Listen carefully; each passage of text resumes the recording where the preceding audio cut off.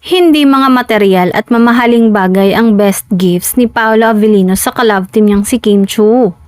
Mahilig makinig ang aktor sa mga kwento ng kanyang kapareha.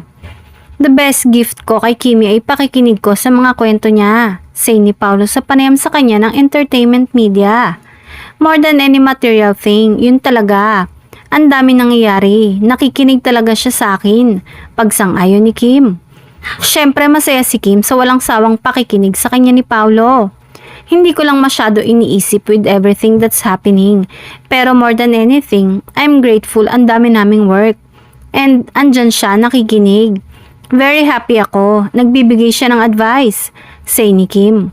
Biro pa niya, advance mag-isip ang aktor. Member siya ng advance mag-isip, forward thinker siya, advanced thinker. Papunta pa lang, ando na siya. Pero pangbubuko sa likod ng kamera. Usap-usapan ang pagiging sweet ni Paolo sa kanyang leading lady sa The Alibay. Ayon sa ilang source sa set, madalas daw mag-abot ng maliliit ngunit makabuluhang regalo si Paolo kay Kim. Mga bagay na nagpapakita ng pag-aalaga at respeto. Hindi naman mamahaling regalo pero ramdam mo yung effort at sincerity ni Paolo. Ani ng isa sa mga staff.